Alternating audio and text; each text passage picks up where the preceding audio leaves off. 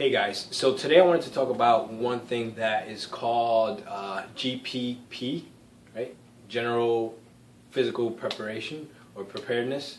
And it's the concept of getting ready physically before you can actually start off a program or a test or whatever it is. So think about it like this, like you want to lose weight, so you want to run a marathon or something like that, which the whole idea is kind of doesn't make any sense to me, but that's another story. But if you think of it as, you know, you haven't done anything for 2 years, you've been sitting on the couch, and then you go out and you try to run 3 miles, right? Straight up from the couch. You're not ready to do that. You need to prepare to do that. So there's a phase of your training that needs to kind of incorporate that beginning. Now there's another factor about that, because it doesn't only apply to the physical sense, but also to the mental sense. And that's what I want to talk about, which is the way you feel about yourself. And not to make it all sappy, but if you care for yourself, if you love yourself, or on the other end, if you hate yourself. What I find is most people really hate themselves, okay? And this might not make any sense to you. You're like, I don't hate myself, but just hear me out for a second. Think about it like this. If your physical appearance is something that you do not like, right? You look in the mirror, let's say you stand naked in front of the mirror, and you don't like what you see, right? That's kind of going towards the negative end. You're not enjoying this, you don't like this, even though you're seeing a reflection of yourself, right? So I truly believe that the physical body is an embodiment of your mental state, right? So, and that doesn't go to the whole end of the spectrum that if you're overweight, you're a glutton that doesn't care about anything. I'm not saying that, but there is a sense of what your physical body can do, what your physical body looks like, is a representation of that mental self. So with that said, when that mental self doesn't change or improve, and you just try to change it externally, you're most likely going to always be hitting a wall.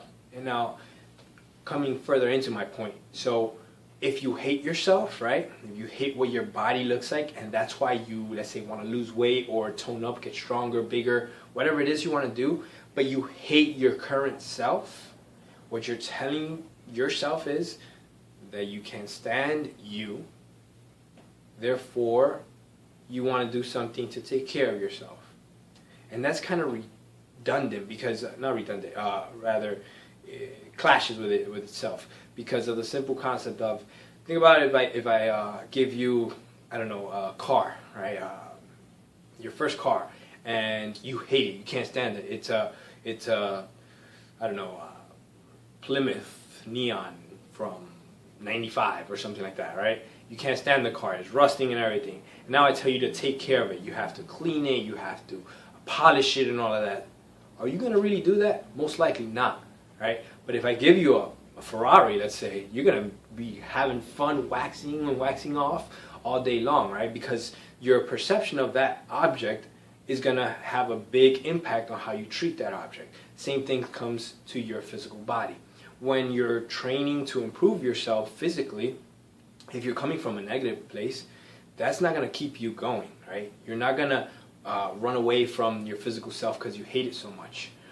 But if you decide to really look at yourself naked in the mirror and pick out the things you really enjoy and build from there, what's going to happen is now it's going to be more like that Ferrari. You're going to want to take care of it. You're going to want to make it better. You're going to want to keep improving it and maintain it, right? And then that also is going to change your perception, because it's not going to be, you're not doing this because you hate this so much. You're doing this because you love yourself so much, right?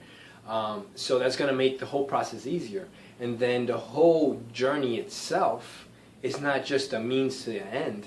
The journey itself is what it's all about, you know? So during that process, if you see the people that are successful, the before and after crazy stories, lost 155 pounds and all of that stuff, usually there's always the same pattern. You see the person that tried all types of different diets and whatnot, trying to lose the weight, right? And then something clicked on them one day, and then they started doing a lifestyle change, you know, kind of what we condone here at VIDAproject. And when they started doing that, now they started becoming happier with themselves. They started enjoying what they do, what they're doing. They started enjoying going to the gym. Because now it's like that Ferrari. Now you're taking care of yourself, and you're loving yourself, and you're nurturing yourself. And then, like I said before, that mental embodiment is going to represent through the physical sense. So you're going to be able to reach that goal through that sense of always taking care of your body. So if you can ask yourself, do I truly love myself? Do I truly love my experience? Do I truly love my body? Do I truly love myself in all aspects? Then, only then, if the answer is yes, are you really going to be able to improve yourself? Because you can only take care of what you love. Thanks.